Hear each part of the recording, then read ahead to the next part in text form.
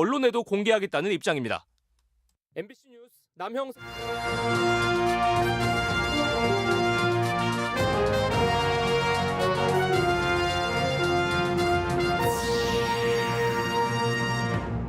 오송 참사 책임을 두고 여야가 충돌하고 있습니다.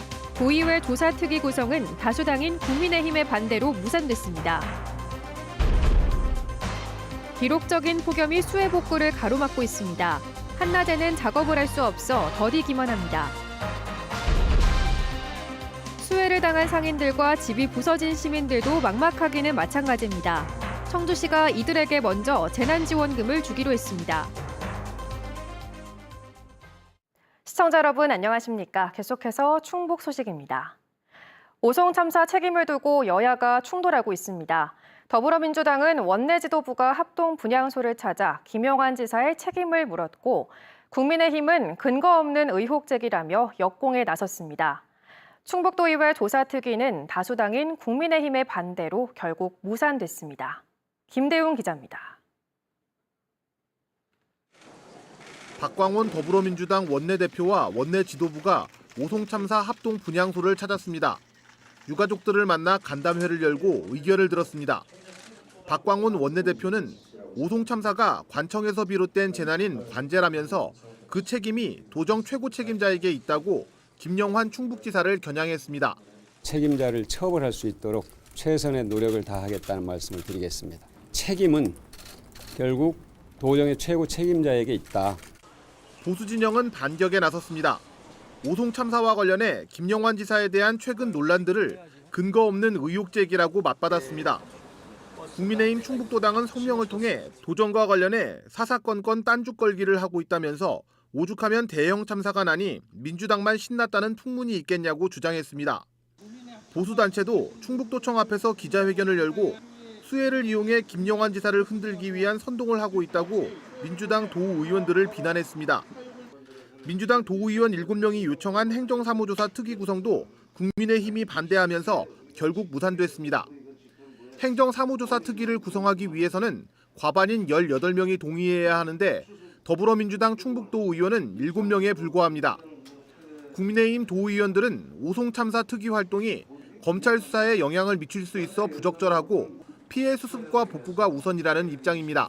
당분간은 수사기관의 수사 결과를 지켜보는 과정 속에서 진실 규명을 빙자한 불필요한 정치적 논쟁으로 비화되는 것은 민주당 도의원들은 수적 열세로 특위를 구성하지 못해 안타깝다면서 정쟁이 아니라 대책을 마련하려면 진상규명이 필요하다고 말했습니다. 매뉴얼이라든지 시스템이라든지 그거를 저희들이 좀 한번 뒤다봐서 잘못된 부분이 있으면 대안을 만들자.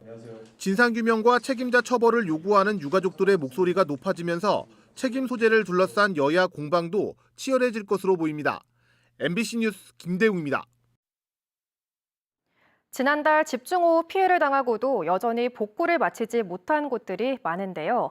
자원봉사자들까지 일손을 보태고 있지만 기록적인 폭염 때문에 한낮에는 일을 할 수 없다 보니 복구 작업은 더디기만 합니다. 김은초 기자가 전해드립니다. 지난달 집중호우로 침수 피해를 겪은 청주 오송읍 궁평리 일대 마을. 당시 집안까지 빗물이 들어차면서 옷장과 벽면에는 곰팡이가 까맣게 피어 못쓰게 됐습니다.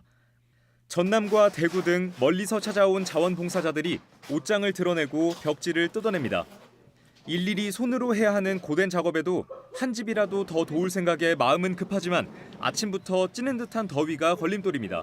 폭염 때문에 이게 하루 종일 안 된다더라고요. 작업하는 시간이 여기 마치고 딴 데로 이동을 할지 어떨지 모르겠어요. 인근 농가도 땅이 마른 최근에야 본격적인 복구 작업이 시작됐습니다. 기온이 오르기 전에 작업을 마치기 위해 이른 아침부터 달려왔습니다. 지난주에는 아침 9시에 시작을 했는데 그래서 이제 이 날씨가 점점 더워지니까 아침 8시부터 이제 땡긴 거거든요. 복구 인력이 먼저 투입된 오송과 달리 비교적 피해가 덜한 다른 지역은 일손 부족에 폭염까지 이중고를 겪고 있습니다. 산비탈에서 쏟아진 흙더미가 주택과 논을 덮친 청주 현도면의 한 마을. 젊었을 때 사고로 손을 잃은 농민 혼자 한쪽 팔로 삽질을 하니 진척이 느린 데다 날씨가 너무 더워 힘겹기만 합니다. 해 여기 뜨기 전, 해 지기 전 한 1시간씩 2시간씩 그렇게 하는 거죠. 조금씩 하다 보니까 미추sik거리고 한 손 갖고 혼자 하는 놈이 무슨 일이 되냐 이거죠. 나도 답이 답답한 거예요, 사실. 온열질환 사망이 폭증할 정도로 심상치 않은 더위에 수해 복구 작업 시간은 정오까지로 제한됐고 휴식 시간도 더 자주 가져야 하는 상황. 역대급 폭염이 시작된 2, 3일 전부터 청주의 수해 복구율은 하루 0.2% 늘어나는 데 그치고 있습니다. MBC 뉴스 김은초입니다. 수해를 당한 상인들도 복구에 여념이 없지만 언제 다시 영업을 시작할 수 있을지조차 막막한 곳들이 많습니다. 이런 상인들과 주택 피해를 입은 시민들에게 청주시가 재난지원금을 먼저 지급하기로 했습니다.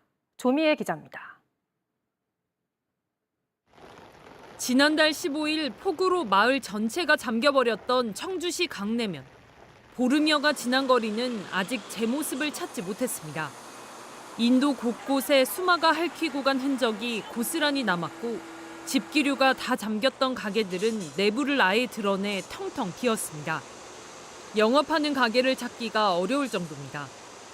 개업 한 달도 안 돼 물에 잠겼던 지하의 한 음식점. 아직도 벽에서 물이 새나옵니다. 전기도 끊겨 임시전력을 받아 선풍기와 온풍기를 24시간 돌려보지만 폭염 속에 자꾸 정전이 돼 속이 타들어갑니다. 에어컨도 보시다시피 새로 사서 20일 가동했는데 저렇게 돼서 이제 청소만 해놓은 상태고 시설을 하는데 뭐 하루 이틀 걸리는 게 아니다. 이제 다 보시다시피 다 드러내지 않았습니까? 추석 때는 아침 지나야지 영업이 가능하지 않을까. 다른 가게들도 사정은 마찬가지. 침수된 물건을 바깥에 내놓고 말리고 닦고 해봐도 다 쓸 순 없습니다. 푹 잠겼었거든요. 닦고 또 닦고 했음에도 불구하고 계속해서 이렇게 곰팡이가 계속 베어져 나오고요. 주문이 받아져 있는 상태임에도 불구하고 쓸 수도 없는. 가게들마다 청소도 청소지만 벽지와 집기류는 물론 가격 부담이 큰 가전제품과 전자기기까지 교체해야 하는 상황. 언제 영업을 재개할지 모르니 생활비도 문제입니다.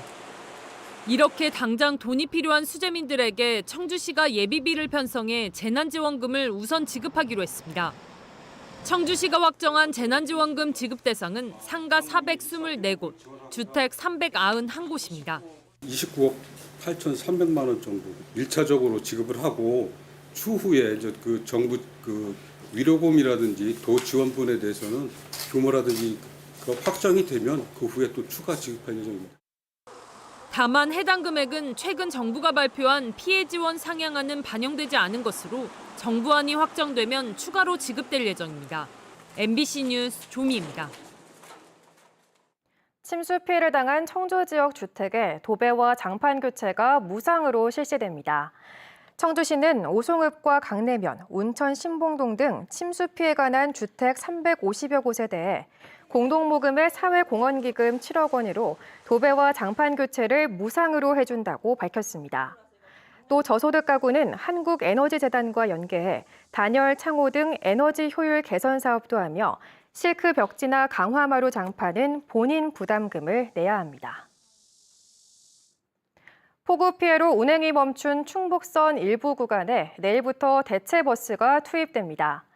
45인승 버스 투입 구간은 증평과 음성, 충주, 제천 구간으로 증평발은 오전 9시 30분과 밤 8시 20분, 제천발은 오전 4시 30분과 오후 4시 50분 하루 2차례씩 운행합니다. 요금은 열차 운임과 동일하며 탑승역에서 열차 승차권처럼 발권해 이용할 수 있습니다. 대체버스 운행 기간은 복구가 마무리되는 18일까지입니다. 버스가 투입되지 않는 대전에서 증평 구간은 내일부터 열차 운행이 부분 재개됩니다. 코로나19가 빠르게 확산하면서 충북도 내 신규 확진자 수가 올해 들어 최다치를 기록했습니다. 어제 하루 동안 추가된 도내 감염자는 1,941명으로 지난해 12월 29일 2,007명 이후 가장 많았습니다. 세 자릿수를 유지하던 하루 확진자 수는 지난달 10일을 다시 1,000명을 넘었고 주간 일평균 확진자 수도 1,293명까지 상승했습니다. 확진자 한 사람이 몇 명에게 전파하는지 나타내는 감염 재생산 지수도 1.12를 기록해 확산을 뜻하는 기준치 1 이상을 유지하고 있습니다. 충청북도는 감염 취약시설 모니터링 강화 등 8월 한 달을 특별 방역대책 기간으로 정하고 방역수칙 준수 등을 당부했습니다. 제천시 산하 출자기관과 출연기관장에 대한 인사청문회가 도입됩니다. 제천시의회는 인사청문회 특별위원회 구성과 운영 절차 등을 담은 조례를 만들어 입법 예고했습니다. 제천시의회는 20일까지 시민 의견을 받은 뒤 심의를 거쳐 다음 달 임시회에서 확정할 예정입니다. 음성군이 지방자치단체 일자리 대상평가에서 전국 시군구 가운데 유일하게 대상을 받았습니다. 음성군은 2021년과 지난해 연속 우수상에 이어 올해는 대상을 수상했습니다.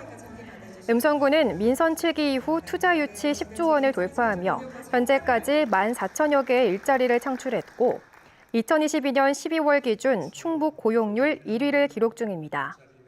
한편 괴산군은 지역 일자리 목표 공시제 분야에서 3년 연속 최우수상에 이어 올해 우수상을 받았습니다.